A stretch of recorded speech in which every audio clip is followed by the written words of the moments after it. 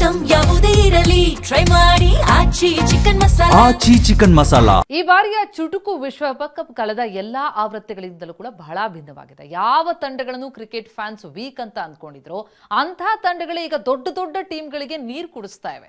ನಿನ್ನೆ ನಡೆದಂತಹ ಅಫ್ಘಾನಿಸ್ತಾನ ಹಾಗೂ ದಕ್ಷಿಣ ಆಫ್ರಿಕಾದ ನಡುವಿನ ಪಂದ್ಯ ಇದೆಯಲ್ಲ, ಹೊಸ ಇತಿಹಾಸವನ್ನೇ ಬರೆದಿದೆ.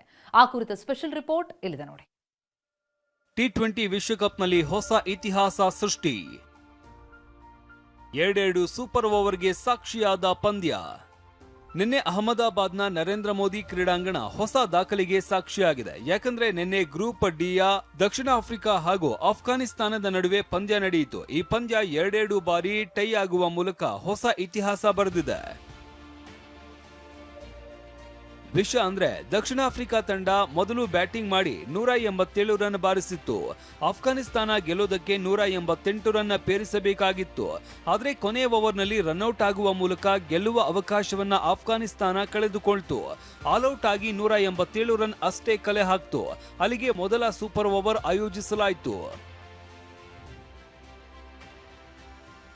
ಮೊದಲ ಸೂಪರ್ ಓವರ್ ಕೊನೆ ಎಸೆತದಲ್ಲಿ ಟೈ.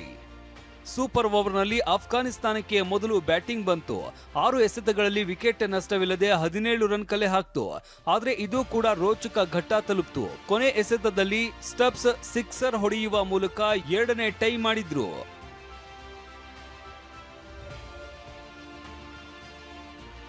2ನೇ ಸೂಪರ್ ಓವರ್ನಲ್ಲಿ ಗೆದ್ದ ಹರಿಣ.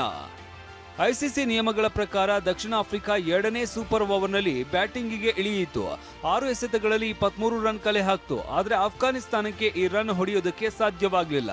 19 ರನ್ ಬಾರಿಸುವ ಮೂಲಕ 6 ರನ್ಗಳಿಂದ ಸೋಲು ಕಂಡಿತ್ತು. ಒಟ್ನಲ್ಲಿ ವಿಶ್ವಕಪ್ ಇದೇ ಮೊದಲ ಬಾರಿಗೆ 2 ಸೂಪರ್ ಓವರ್ಗೆ ಸಾಕ್ಷಿಯಾಗಿದ್ದು ಕ್ರೀಡಾಭಿಮಾನಿಗಳಿಗೆ ರಸದೌತಣ ಉಣಬಡಿಸಿತ್ತು. Mahesh, sports bureau, TV9.